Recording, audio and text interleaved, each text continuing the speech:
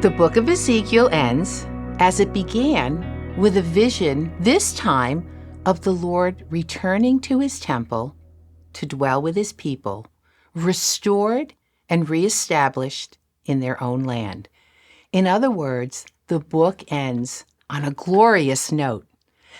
The vision focuses on renewal. Again, a renewed people in a renewed land under new leadership with the Lord dwelling in their midst. Ezekiel's fourth and final vision takes place in 573 BC. So think for a moment, 573 BC, 13 years after the destruction of Jerusalem and the temple. Remember, in the second half of the book, after news of the destruction of Jerusalem had reached the exiles, which happens in chapter 33, Ezekiel's messages shift from warnings of impending destruction of the city to messages of hope and future restoration. Specifically, this final vision comes after the promise given in the second half of chapter 37. I will make a covenant of peace with them. The Lord's talking about his people. It will be an everlasting covenant. I will establish them and increase their numbers, and I will put my sanctuary among them forever. My dwelling place will be with them, and I will be their God, and they will be my people. According to the first few verses of chapter 40, Ezekiel's carried to a high mountain overlooking the New Jerusalem. The figure of a man acts as a tour guide and leads Ezekiel around the temple complex that descends from heaven already built. In chapters 40 to 43, Ezekiel's given a guided tour which is depicted in extraordinary detail of a restored temple. He and his tour guide move through the vestibule, the sanctuary, and the most holy place. As they approach the most holy place, the doorways become smaller, representing increasingly controlled and restricted access to the Lord. Only the tour guide enters the most holy place. You may remember that no human was permitted there except the high priest once a year on the Day of Atonement. This section ends with the return of the glory of the Lord, which we'll come back to.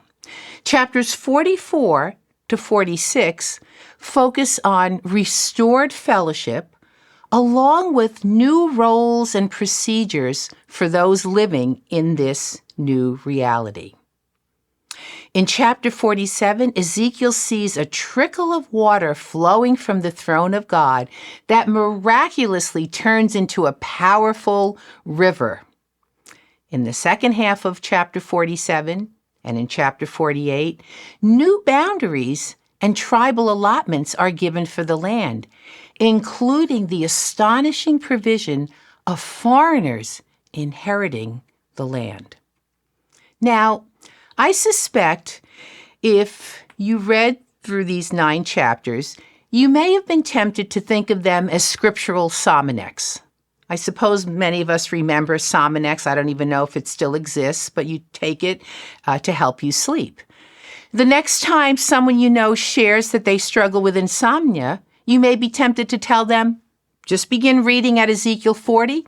By chapter 43 or 4, you'll be sound asleep. Not so fast. You see, all this detail that seems so boring and tedious to us was designed to encourage Ezekiel's audience and other Old Covenant saints that the Lord would leave nothing out of his plan to restore his people to himself in the future, and everything they needed for a proper relationship with him and for worshiping him would be available. The vision and the book ends with the name of this new city. It's not Jerusalem. It's not Zion, but it's Adonai Shammah. The Lord is there.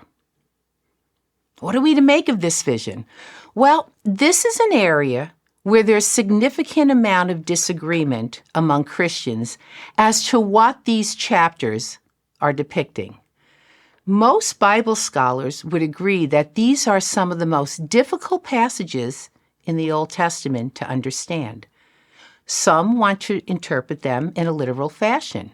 According to this interpretation, these chapters depict a future temple to be built in what's called the millennial period, the 1,000-year reign of Christ on earth. Those who opt for this view understand the mention of 1,000 years in Revelation to be a literal earthly reign of Jesus, and that would be in Revelation chapter 20. Folks who hold to this interpretation are referred to as premillennialists. A subset of this group, dispensationalists, hold that this temple will be built on earth after the rapture of the church, also during the millennial period, that is the 1,000-year reign of Christ. Or for others, they see this actually as a fourth temple to be built later on. Well, what about the sacrifices described in Ezekiel's vision? Well, for folks who understand a literal temple to be built, the sacrifices are commemorative. Now, dispensationalists base their interpretation on a literal hermeneutic, which they say demands that a prophecy such as Ezekiel 40 to 48 should be interpreted literally, unless there's a good reason to believe the prophecy should be interpreted figuratively. Now, other Christians, referred to as amillennialists, don't interpret these chapters in a literal fashion, preferring instead to understand Ezekiel's vision to be akin to an impressionistic painting, conveying biblical truths by means of symbolic details. That Ezekiel is describing future spiritual realities, but he's doing it in concrete terms that his audience would understand. There are multiples of 5 that appear throughout this vision. The temple complex is a perfect cube, unlike Solomon's temple. This indicates that Ezekiel has the theological message of his vision chiefly in mind, not simply the size of its walls. Interestingly, the Jews who returned to the Promised Land after the exile were never condemned for not building Ezekiel's temple. Instead, they were rebuked for dawdling when it came to building the Lord's house. But they were never told to construct what Ezekiel describes. Amillennialists like to point to a passage such as Numbers 12, where the Lord gives Moses, Aaron, and Miriam a biblical interpretation lesson. He tells the 3 of them that he will speak to Moses clearly and face to face, but that when he speaks to the prophets, he's going to use dreams and riddles. And so we should expect this sort of symbolic language when we read the prophetic material. Amillennialists will also point to the symbolism in Revelation and say, we need to be a little cautious about interpreting Numbers literally in such a highly figurative and symbolic book. I fall into this latter category. I don't think we're to interpret these chapters as an architectural blueprint for a new temple. When you read these chapters, you'll notice that only 2 dimensions are given. There are no vertical dimensions given for this temple itself. The only vertical dimensions given in the vision are for the wall around the complex, the tables, and the wooden altar. That's why there are so many variations when folks try to produce models of this temple. It's hard to imagine, much less build, a 3-dimensional structure when only 2 dimensions are given. Additionally, there's no command given to build this temple in Ezekiel's vision. Remember, it descends from heaven already built. The tour guide with the measuring line takes Ezekiel on a tour of an existing structure already made. And this is unlike the tabernacle and Solomon's temple. In Exodus 25, Moses is given the plans for how to build the tabernacle. In 1 Chronicles 28:12, David is given the plans for the temple that Solomon will build. Explicit instructions are given to both of them. It's important to remember that this is an in-house discussion among believers. All these views have adherents who love the Lord, who love His Word, and are intelligent. Okay? One way to contextualize these chapters is to understand chapters 33 to 37 as promises of hope, as we've already seen last week. And chapters 38 and 39 as the triumph of hope, as Gog and Magog are defeated. And chapters 40 to 48, the realization of hope. This vision is clearly set in the framework of Old Covenant images, while at the same time anticipating the radical differences of the New. These descriptions are presented in the garb of Old Covenant forms, but the consummate realization of each of these should be ultimately understood only in terms of their New Covenant realities. Let's allow iron to sharpen iron as you discuss among yourselves the various ways the Christians have interpreted this passage throughout the centuries. Among other things, in this fourth and final vision, we noted earlier that Ezekiel sees the return of the glory of the Lord to dwell in the temple, clearly the climax of the vision. So let's think together about how what Ezekiel sees in chapter 43 is fulfilled in the rest of Scripture. So please turn to chapter 43. Then the man brought me to the gate facing east, and I saw the glory of the God of Israel coming from the east. His voice was like the roar of rushing waters, and the land was radiant with his glory. The vision I saw was like the vision I had seen when he came to destroy the city, chapters 8 through 11, and like the visions I had seen by the Kebar River, chapter 1, and I fell face down. The glory of the Lord entered the temple through the gate facing east. Then the Spirit lifted me up and brought me into the inner court, and the glory of the Lord filled the temple. While the man was standing beside me, I heard someone speaking to me from inside the temple. He said, "Son of man, this is the place of my throne and the place for the soles of my feet. This is where I will live among the Israelites forever." In this vision, the glory of the Lord returns and again fills his temple. What temple? And when does this happen? Do you remember in Ezekiel's second vision where the incremental departure of the glory of the Lord is depicted? Chapters 8 through 11, where the glory of the Lord rested? Well, turn to chapter 11, verses 22 and 23. The glory of the Lord rested on a mountain east of Jerusalem. So here, in chapter 43, Ezekiel witnesses the glory of the Lord coming from the east and returning to the temple. Now we need to fast forward for a minute to 538 BC. Cyrus the Persian defeats the Babylonians, and he tells the Jewish exiles, "Go home." And he says, on your way home, stop and take all the stuff that Nebuchadnezzar stole from Solomon's temple. You can read about that in Ezra 1. Do you remember what happens next? They get off to a good start. And in Ezra 3, we learn that they rebuild the foundation within 2 years and have this great celebration.